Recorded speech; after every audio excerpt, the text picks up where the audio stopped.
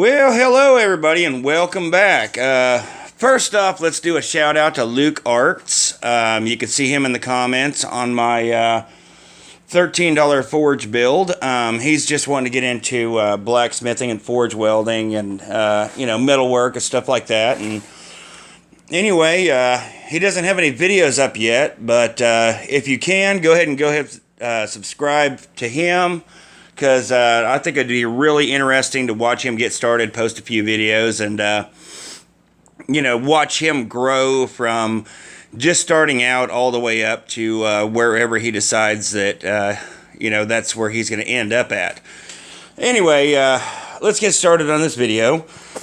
This here is my mobile propane forge. I use it for pretty much anything that I need to heat up, bend, beat on, and all that good stuff. I do all kinds of different things besides, making stuff out of steel with forging and things.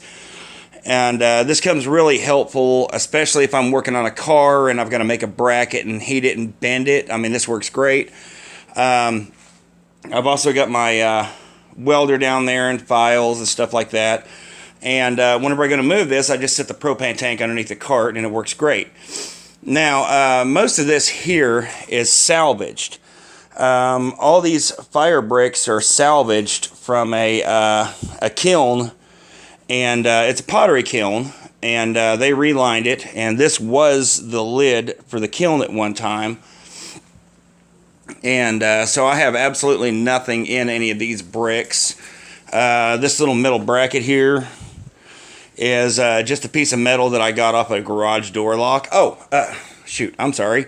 I was talking to Art earlier on one of my threads about these 8-pound tool steer bearings that I have that would make a great stump anvil. Excuse the mess, got a bunch of stuff going on. But anyway, these are a hardened 8-pound tool steel industrial bearing.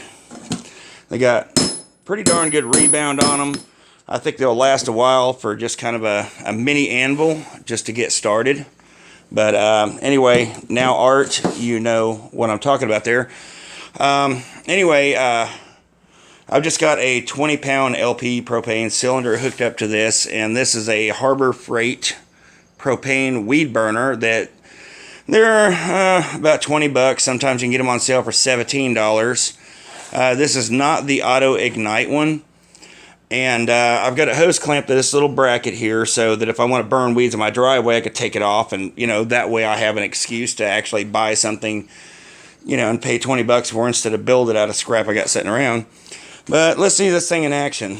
Now, when you turn the propane on, don't just give it a little crack. Give it about half to 3/4 of a turn.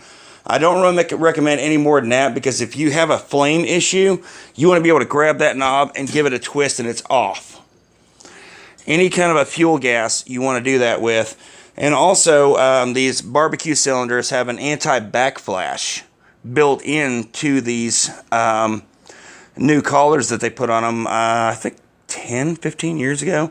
But they have an anti-backflash on them, so that if you actually do backflash down the line and it makes it to the cylinder, it's not going to make it into the cylinder and blow up because of that anti-backflash check valve in there. Anyway, let's fire this thing up, see what it does. And it's nice to be able to light it from the side there.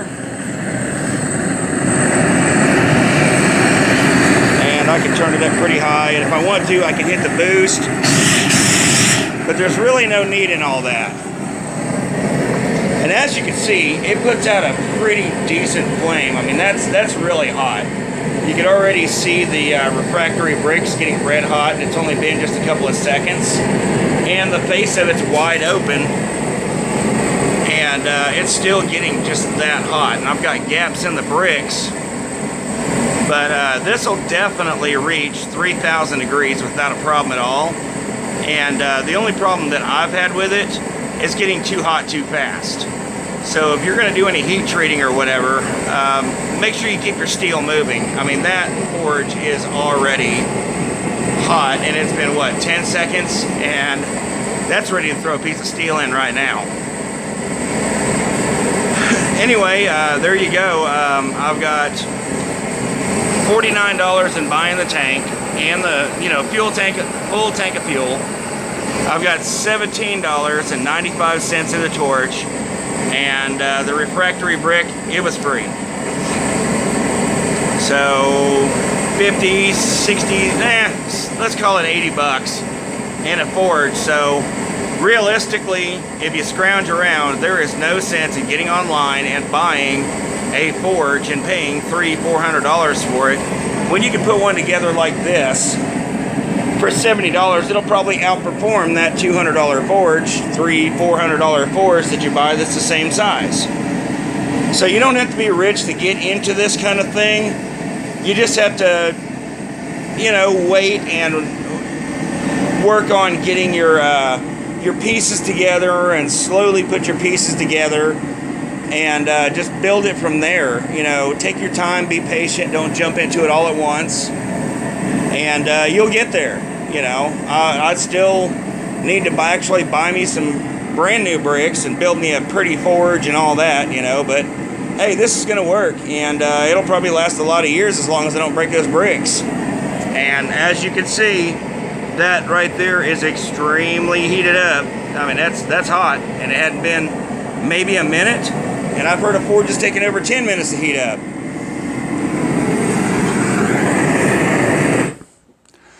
And like I said, anvil-shaped objects, just a little bearing like this, or let's see, there's a piece of plate steel that's what, a 1/2 inch thick. Yeah, again, I'm cleaning up my shop and throwing stuff away, but that's a 1/2 inch thick piece of plate steel that you could bolt down to a stump and use that for an anvil too. Or you can go to a yard sale and find you a sledgehammer and just cut the head off of it and drill you a couple holes and put that, use an auger bit and drill a bunch of holes until you just about make a circle, chisel it out, stick the head in there, and use that to forge.